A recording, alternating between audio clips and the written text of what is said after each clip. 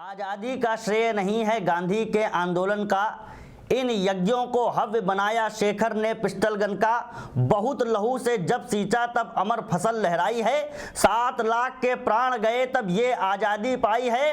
प्रखर सत्य का दाग रहेगा चरखे वाली खादी में, केवल गांधी नहीं लड़े थे भारत की आज़ादी में, केवल गांधी नहीं लड़े थे भारत की आज़ादी में। नमस्कार, मैं कमल आग्ने। स्वतंत्रता आंदोलन को किस तरीके से सिर्फ कुछ हाथों में बेच दिया गया, आज एक महान क्रांतिकारी चंद्रशेखर आजाद जी के विषय में कुछ बात करने के लिए आपके बीच में आया हूं। आपकी जेब में 2000 की नोट होगी, 500 की नोट होगी, उन पर एक चित्र छपा है, महात्मा गांधी का चित्र। मैंने कहने की कोशिश की, अगर गांधी इस देश के बड़े हैं तो उनका चित्र 2000 की नोट पर छाप दीजिए, अगर वो इस देश के और भी बड़े हों तो उनका चित्र आप 500 की नोट पर छाप दीजिए, वे इस देश के और भी बड़े हों तो उनका चित्र आप 200 की नोट पर छाप दीजिए, वे इस देश के और भी बड़े हों तो उनका चित्र आप 100 की नोट पर छाप दीजिए। लेकिन एक प्रश्न इस देश की ईमानदार, जानदार और शानदार जनता से पूछना चाहता हूं, क्या वीर चंद्रशेखर आजाद का बलिदान इतना छोटा और इतना कमजोर था कि हम उन्हें 10, 20 और 50 की नोटों पर नहीं छाप सके?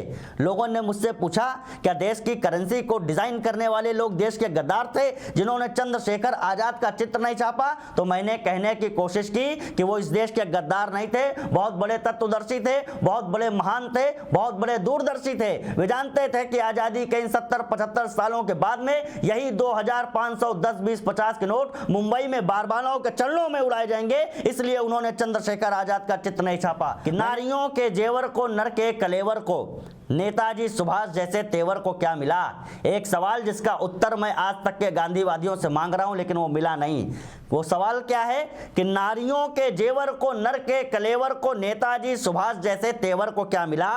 शूली पर झूली थी जवानी की कहानी तब, बलिदानी दुर्गा के देवर को क्या मिला? वो अपने ही बेटे शरणार्थी हुए यहाँ, कश्मीरी क्यारियों में केसर को क्या मिला? और जिन्ना को मिला था पाक और नेहरू को हिंद, जिन्ना को मिला था पाक और नेहरू को हिंद। कोई तो बताए चंद्रशेखर को क्या मिला, कोई तो बताए चंद्रशेखर को क्या मिला?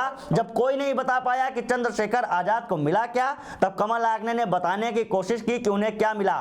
कि भक्त दे के रक्त करे देश को सशक्त, और अपने जीवन की आखिरी जंग अल्फ्रेड पार्क में लड़ रहे थे। चंद्रशेखर आजाद शहीद हो चुके हैं और उनके पीछे अंग्रेज अधिकारी पास में आए और कहा, take the gun and check the hand, एक हाथ से बंदूक ले लो और दूसरे में देखो कि क्या है। चंद्रशेखर आजाद के हाथों में एक ऐसी चीज थी जो दुनिया की सबसे कीमती चीज थी। मैं बताने की कोशिश करता हूं, अगर लगे कि वो चीज, वो वस्तु बहुत कीमती थी तो आपके शेयर, आपके लाइक इस वीडियो को और बल देंगे। मैं कहने की कोशिश करता हूं, उन्हें मिला क्या? भक्त देके रक्त करें देश को सशक्त, और द्रोहियों ने सदा जड़े काटी इस देश की, छोड़ते रहे जमीन शत्रुओं के लिए सदा, तोड़ते रहे हैं परिपाटी इस देश की। दास्ता के अभियान के विरुद्ध 5 जन्य, फूंकती रहेगी हल्दी घाटी इस देश की। और नेताओं के हाथ लगी भारत की जायदाद, नेताओं के हाथ लगी भारत की जायदाद। शेखर के हाथ में थी माटी इस देश की, शेखर के हाथ में थी माटी इस देश की।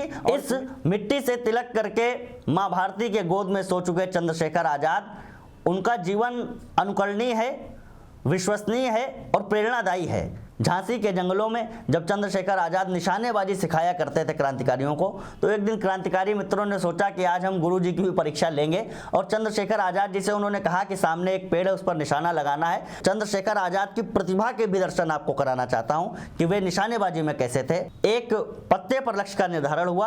अब छंद सुनिएगा। तन मन धन से जो वन में रचे गए थे, पूर्ण शस्त्र दक्षता के 4 वेद हो गए। एक टूक में अचूक लक्ष्य भेदती बंदूक, उड़न छू साथियों के मतभेद हो गए। स्तब्ध थे चकित आंखें पार पार देखने से, नैनों के श्याम वर्ण भी सफेद हो गए, नैनों के श्याम वर्ण भी सफेद हो गए।